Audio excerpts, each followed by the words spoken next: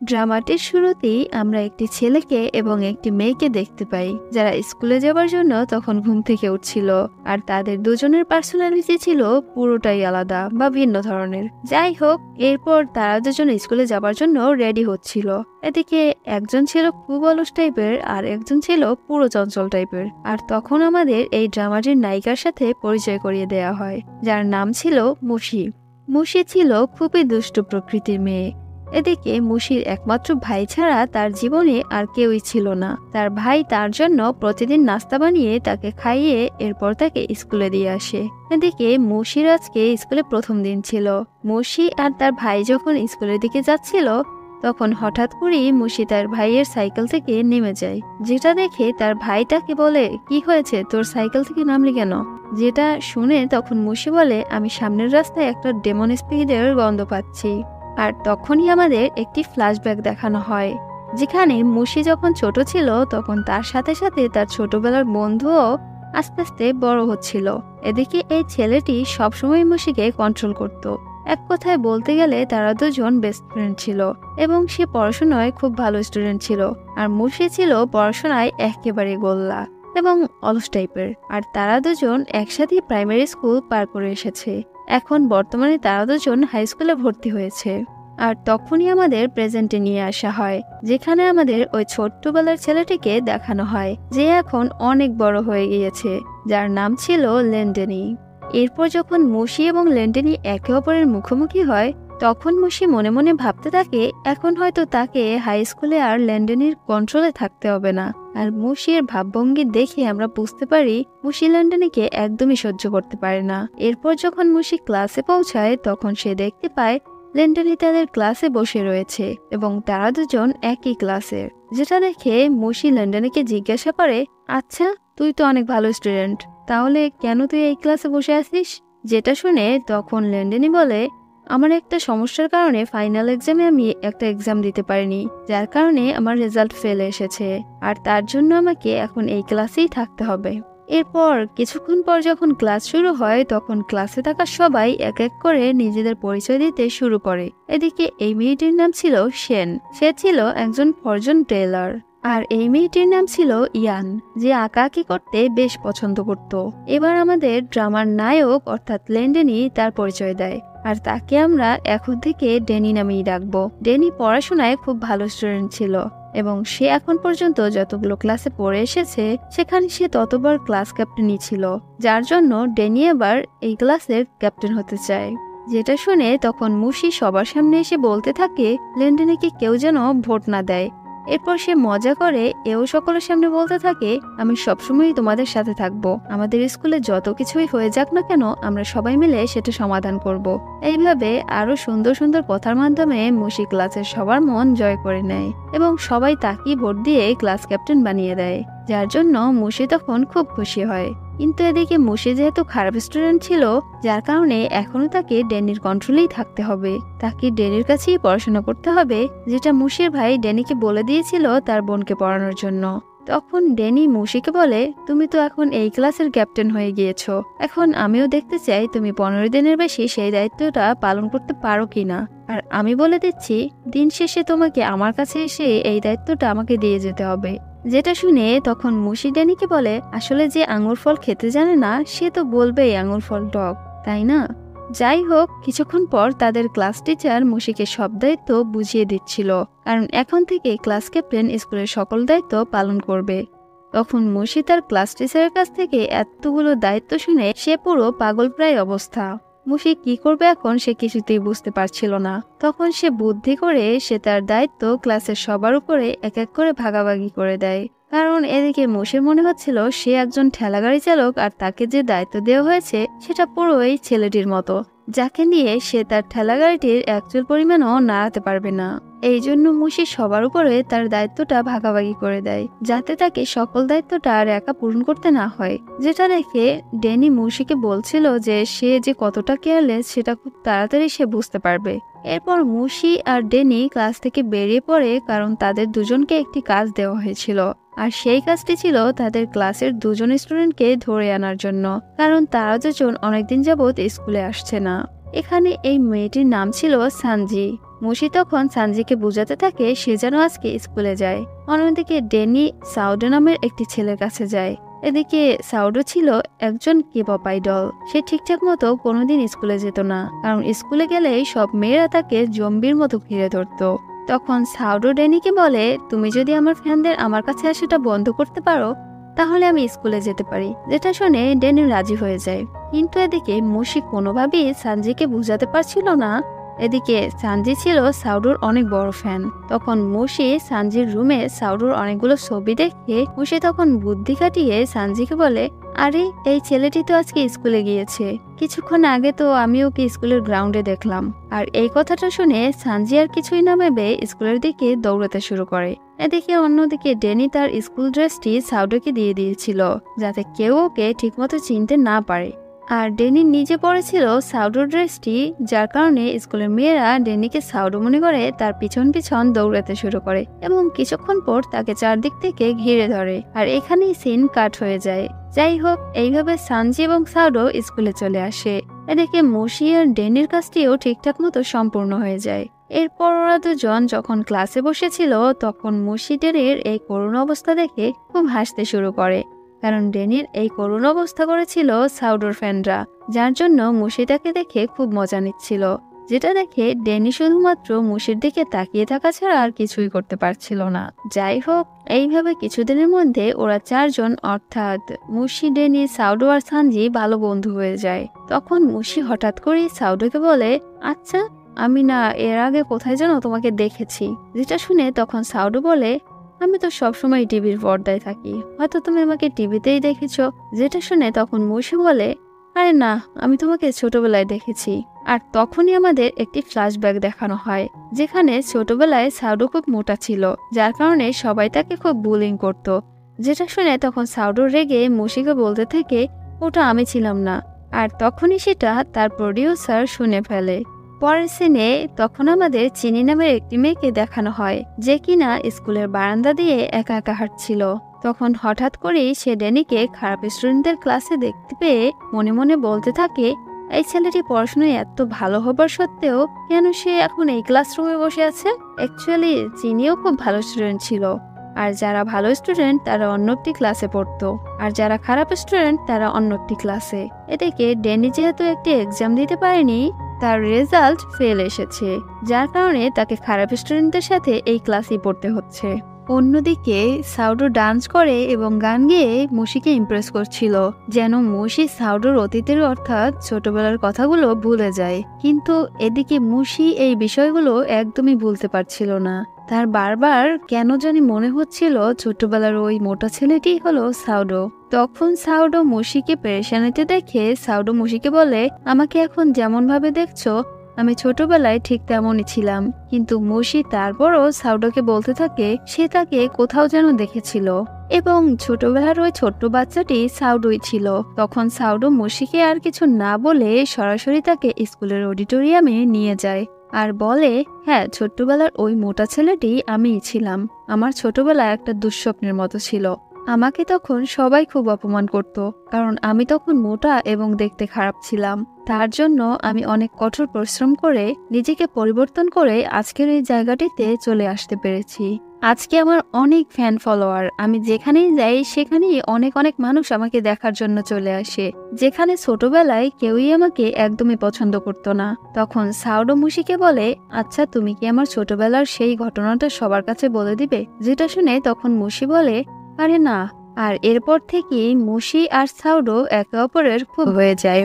অন্যদিকে একদিন ড্যানি মুশির ভাইয়ের সামনে মুশিকে বলে, মুশি ইদানিং খুব খাবার খাচ্ছে, যার জন্য সে আস্তে আস্তে মোটা হয়ে যাচ্ছে। যেটা শুনে তখন মুশি খুব রেগে যায় আর সে মনে মনে কল্পনা করতে থাকে সে এখন ড্যানিকে যুদ্ধের মতো করে বোমা মেরে উড়িয়ে দিবে, যাতে ড্যানি তার পিছনে আর না লাগতে পারে। পরদিন মুশি সাউডোর সাথে দেখা করে সাউডোকে বলছিল, আচ্ছা সাউডো তুমি আমাকে বলো, ড্যানি আমাকে বলেছে আমি নাকি আস্তে আস্তে মোটা হয়ে যাচ্ছি, আসলেই কি তাই? যেটা শুনে তখন সাউডো বলে, হ্যাঁ কিছুটা তো হয়েছ। সাউডোর মুখে এই কথা শুনে তখন মুশি আবার সাউডোর উপরেই রেগে যায়। যেটা দেখে তখন সাউডো বলে, আরে তুমি কোনো চিন্তাই করো না, আমি তোমাকে ট্রেনিং করাবো আর কিছুদিনের মধ্যে তুমি ঠিক আগের মতোই চিকন হয়ে যাবে। এর পরদিন থেকেই মুশির ট্রেনিং শুরু হয়ে যায়। বেশ কিছুক্ষণ ট্রেনিং করার পর মুশি খুব ক্লান্ত হয়ে পড়ে, কারণ সে এত ট্রেনিং এর আগে কখনোই করেনি। তাই সে এখন এখান থেকে পালাতে চায়, কিন্তু সে এটা ছাড়তেও চাইছিল না। এদিকে ট্রেনিং করার সময় মুশি যেহেতু পানি ছাড়া আর কিছুই খেতে পারছিল না, তার জন্য একদিন ড্যানি চকলেট নিয়ে আসে, যেটা দেখে তখন মুশি ড্যানির উপর খুব খুশি হয়। কিন্তু এদিকে মুশি যখন লুকিয়ে চকলেট খাওয়া শুরু করে দিয়েছিল, ঠিক তখনই সেখানে সাউডো চলে আসে আর মুশির হাত থেকে চকলেটটি ফেলে দিয়ে তাকে টানতে টানতে আবারও ট্রেনিং করাতে নিয়ে যায়। এদিকে মুশি বাসায় এসেও কোনো রকম শান্তি পাচ্ছিল না, কারণ সাউডো তার বাসা অবধি চলে এসেছে তাকে করলার জুস খাওয়ানোর জন্য।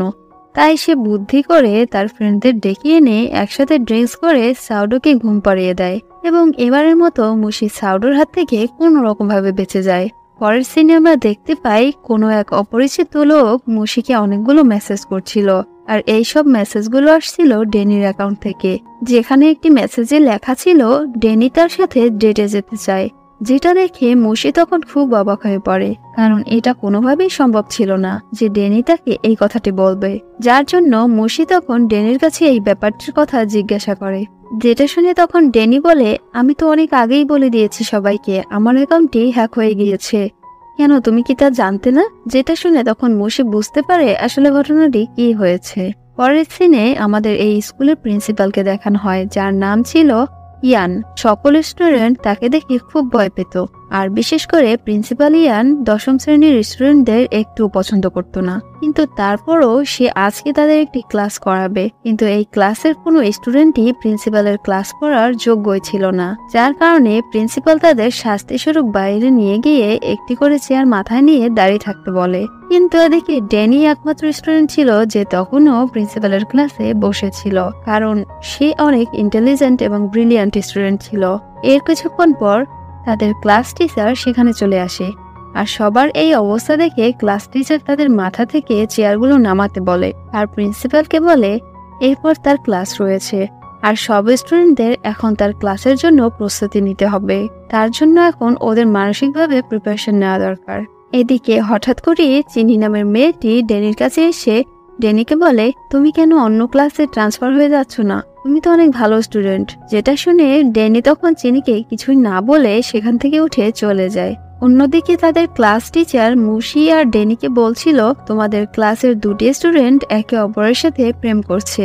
স্কুল তো আর প্রেম করার জায়গা না, এমনকি ওদের এখনো প্রেম করার বয়সও হয়নি। তাই ক্লাস টিচার এবারও ড্যানি আর মুশিকে দায়িত্বটা দেয় তাদের উপর নজর রাখার জন্য এবং তাদের বোঝানোর জন্য, যার জন্য ড্যানি আর মুশি গিয়ে ওই দুজন স্টুডেন্টদের বোঝাতে শুরু করে, আর তারা দুজন খুব ভালো করেই ওদের বোঝাচ্ছিল। এরপর ড্যানি হঠাৎ করে ওই ছেলেটির ফোনে একটি মেসেজ দেখতে পায়, আর সেটি ছিল ওরা দুজন কাল বিকালে ডেটে যাবে। যাই হোক, রাতে যখন ড্যানি বাসায় ছিল তখন সে একটি মার্বেল হাতে নিয়ে ছোট্টবেলার পুরনো দিনগুলোর কথা মনে করছিল, যেখানে ছোট্ট মুশি ছোট্ট ড্যানিকে বলছিল, চলো না আমরা দুজন হাইড অ্যান্ড সিক খেলি। যেটা শুনে তখন ড্যানি মুশিকে লুকাতে বলে। এরপর যখন মুশি লুকিয়ে পড়ে তখন আর ড্যানি তাকে খুঁজতে না গিয়ে বরং সে বসে বসে পড়াশোনা করতে থাকে। অন্যদিকে আজ সেই দুজন স্টুডেন্টের ডেট ছিল, আর তাদের ফলো করতে করতে তখন সেখানে মুশি আর ড্যানিও চলে আসে। কিন্তু এদিকে যখন ওরা দুজন তাদের ফলো করছিল তখন তারা দুজন উল্টো সেখানে ফেসে যায়, কারণ আজ ওই দুজন স্টুডেন্ট যে রেস্টুরেন্টে বসে ডেট করতে এসেছিল ওই রেস্টুরেন্টে আজ ডিসকাউন্ট চলছিল, আর তাদের দুজনকে তখন কাপল হিসেবে সেখানে ধরা হয়। আর ঘটনাটা তখন এমন হয়ে যায় যে ওই দুজন স্টুডেন্টই শুধু ডেটে এসেছিল না, বরং মুশি আর ড্যানি ডেট করতে এসেছিল।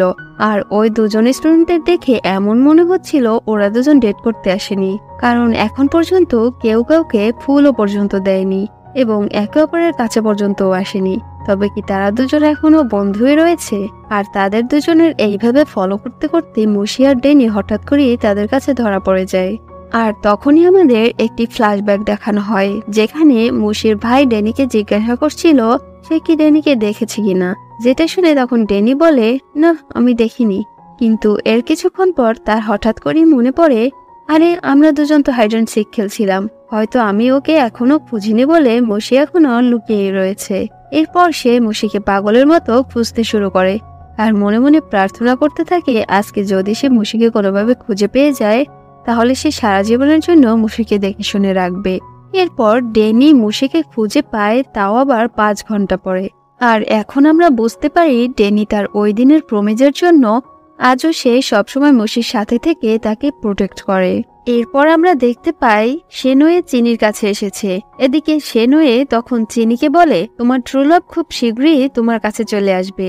এরপর ড্যানি যখন ক্লাসে আসে তখন সে হঠাৎ করেই এমন একটা পরিস্থিতির শিকার হয় যার কারণে সে চিনির সাথে গিয়ে ধাক্কা খায়, যার জন্য তখন চিনি ভাবতে থাকে হয়তো ড্যানি তার ট্রু লাভ। এই জন্য চিনি পুনরায় আবারও শেনোয়ের কাছে চলে আসে, কারণ শেনোয়ে তো আসলে নিজেকে ফরচুন টেলর বা ভাগ্য গণনাকারী হিসেবে পরিচয় দিয়েছে। তখন শেনোয়ে চিনিকে বলে, তোমার ট্রু লাভ তোমাকে সামনে আবারও একটি বিপদ থেকে রক্ষা করবে, যেটা তুমি কল্পনাও করতে পারবে না। যাই হোক, এদিকে কেমিস্ট্রি ল্যাবে দুটি বদ ছেলে বিভিন্ন কেমিক্যাল মিশিয়ে কিছু একটা ঝামেলা করছিল, কারণ ওরা তাদের প্রিন্সিপাল ইয়ানের উপর খুব রেগেছিল, যার কারণে তারা প্রিন্সিপালকে শাস্তি দিতে চায়। এই জন্য প্রিন্সিপাল যখন ওয়াশরুমে যায় তখন ওই দুই বদ ছেলে বিভিন্ন কেমিক্যাল মিশিয়ে কিছু একটা বানিয়ে প্রিন্সিপালের ওয়াশরুমের সামনে রেখে দিয়ে বাইরে গিয়ে অপেক্ষা করতে থাকে, যেন সেটা কিছুক্ষণ পর ব্লাস্ট হয়ে যায়। আর তখনই সেখান দিয়ে একা একা চিনি হেঁটে যাচ্ছিল, যেটা দেখে ওই দুই বদ ছেলে ভাবতে থাকে হয়তো তাদের বানানো ফাঁদে এবার চিনি ফেসে যাবে, যার কারণে তখন ওই দুই ছেলে এবার এটা নিয়ে ঝগড়া করতে থাকে, কে চিনিকে বাঁচাতে যাবে এটা নিয়ে। আর তখনই সেখানে হঠাৎ করে ড্যানি এসে চিনিকে বাঁচিয়ে নেয়। এদিকে তখন প্রিন্সিপালের অবস্থা পুরো 12টা বেজে গিয়েছিল, কিন্তু এদিকে চিনি এই ঘটনাগুলো কোনোভাবেই বিশ্বাস করতে পারছিল না, কারণ শেনোয়ের এক এক করে বলা সব ঘটনা সত্যি সত্যি মিলে যাচ্ছে। কিন্তু এদিকে চিনি এই ঘটনার কারণে সে কিছুটা ব্যথাও পেয়ে গিয়েছিল, যার কারণে চিনি যখন একা একা স্কুলের ক্যান্টিনের সামনে দাঁড়িয়েছিল তখন সেখানে ড্যানি এসে ওই ঘটনার জন্য তাকে সরি বলে এবং তার হাতে থাকা জুসটি তাকে দিয়ে দেয়। পরের সিনে আমাদের মুশিকে দেখানো হয়, যে তখন ক্লাসে ড্যানির কাছে এসে বলছিল, আচ্ছা তুমি আমার সাথে সবসময় থাকবে, বলো থাকবে না? যেটা শুনে তখন ড্যানি বলে, না একদমই না, কারণ এটা মুশি করছিল সামনে তাদের ইংরেজি পরীক্ষার জন্য, যার কারণে মুশি ড্যানির সাথে ভালো ব্যবহার করার চেষ্টা করছিল, কারণ সে জানে ড্যানি তাকে এক্সামে একটু হেল্প না করলে সে অতি সহজেই এক্সামে ফেল করে যাবে। কিছুদিন পর এক্সামের দিনটি চলে আসে। এদিকে ড্যানি যেহেতু কাউকেই হেল্প করে না, যার কারণে তখন ক্লাসের সবাই নকল করতে শুরু করে, কিন্তু ম্যাম তাদের নকল ধরে ফেলায় তখন সবাই এক্সামে ফেল করে যায়। এটা যখন প্রিন্সিপাল ইয়ান জানতে পারে 10ম শ্রেণীর একটি স্টুডেন্ট বাদে বাকি সবাই ফেল করেছে, তখন সে খুব রেগে যায়। তাছাড়া প্রিন্সিপাল এই ক্লাসটিকে একদমই পছন্দ করত না, যার জন্য তখন ড্যানি ওই ক্লাসের সবার পক্ষ থেকে প্রিন্সিপালকে বলে ওদের সবাইকে আরেকটি সুযোগ দেওয়ার জন্য। এরপর থেকে ড্যানি সবাইকে পড়াশোনায় সাহায্য করতে থাকে, কিন্তু ওরা সবাই পড়াশোনা বাদ দিয়ে বাকি অন্য সবকিছুই করতে থাকে। কিন্তু তারপরও ভাগ্যক্রমে ওরা সবাই পরের এক্সামে পাশ করে যায়। এর কিছুদিন পর যখন স্কুলে একটি আর্ট প্রতিযোগিতা হয় তখন ওই প্রতিযোগিতায় 10ম শ্রেণীর কোনো স্টুডেন্ট একটি পুরস্কারও পায় না, যেটা দেখে প্রিন্সিপাল ইয়ান খুব খুশি হয়। যাই হোক, কিন্তু তারপরও 10ম শ্রেণীর স্টুডেন্টরা খুব খুশি ছিল, যার জন্য ওরা নিজেরাই নিজেদের মধ্যে বলছিল, আমরা প্রাইজ পাইনি তো কি হয়েছে, এই উপলক্ষে আমরা নিজেরাই নিজেদের সেলিব্রেট করব, কারণ আমরা এর থেকেও আরো ভালো ডিজার্ভ করি। পার্টি শেষ করে সাউডো এবং মুশি যখন হাঁটতে হাঁটতে বাসার দিকে যাচ্ছিল তখন মাঝে মধ্যে তারা দাঁড়িয়ে গল্প করতে থাকে। তখনই কেউ একজন তাদের দুজনের ছবি তুলে সেখান থেকে চলে যায়। পরদিন যখন মুশি একা একা স্কুলের দিকে যাচ্ছিল তখন সবাই তার দিকে অদ্ভুতভাবে তাকিয়েছিল আর নিজেদের মধ্যে বলাবলি করছিল, আরে গতকালের ছবিতে এই মেয়েটি ছিল না? হ্যাঁ, এই মেয়েটিই তো ছিল। যেটা শুনে তখন মুশি ওদের কাছ থেকে একটি জায়গায় লুকিয়ে পড়ে। তখনই সেখানে হঠাৎ করে ড্যানি চলে আসে আর মুশিকে বলে, তুমি কি জানো না কি হয়েছে? তখন মুশি ড্যানির কাছ থেকে জানতে পারে গতকাল রাতে কেউ তাদের দুজনের ছবি তুলে ভাইরাল করে দিয়েছে। পরের সিনে তখন আমাদের চিনিকে দেখানো হয়। এদিকে চিনির মনের মধ্যে অলরেডি পেখম উঠতে শুরু করে দিয়েছিল ড্যানির জন্য আর কি, আর সে যে কোনোভাবেই হোক ড্যানিকে কাছে পেতে চাচ্ছিল, তাকে পটাতে চাচ্ছিল। কিন্তু তার সাথে তখন হঠাৎ করেই সব উল্টোপাল্টা হতে শুরু করে, যার জন্য তখন চিনি অন্য একটি প্ল্যান করে। সে চায় সে ড্যানির হাত ধরে তাকে মনের কথা বলবে। এটা ভেবে যখন চিনি ড্যানির দিকে দৌড়াতে দৌড়াতে কেমিস্ট্রি ল্যাবের সামনে দিয়ে যাচ্ছিল তখন ওই দুই বদ ছেলে আবারও বিভিন্ন কেমিক্যাল মিশিয়ে সেখানে ব্লাস্ট করায় আর দৌড়ে সেখান থেকে পালিয়ে যায়। কিন্তু এইবার সেই ফাঁদে চিনি ফেসে যায় এবং তার সব প্ল্যান তখন বরবাদ হয়ে যায়। পরের সিনে সাউডো এবং তার পুরো টিম এবং স্কুলের সব বন্ধুরা মিলে মিডিয়ার সামনে পুরো ক্লিয়ার করে দেয় তাদের দুজনের মধ্যে কোনো সম্পর্কই নেই। তারা সবাই একে অপরের খুব ভালো বন্ধু, এর বেশি আর কিছুই না। যাই হোক, একদিন যখন ডেনি স্কুল শেষ করে একা একা বাসার দিকে যাচ্ছিল, তখন তাকে পিছন থেকে চিনি ডাক দিয়ে বলে, তোমার সাথে আমার কিছু কথা রয়েছে। এটা বলেই তখন চিনি ডেনিকে সরাসরি প্রপোজ করে দেয়। যেটা শুনে তখন ডেনি চিনিকে কিছুই না বলে সেখান থেকে বাড়িতে চলে আসে।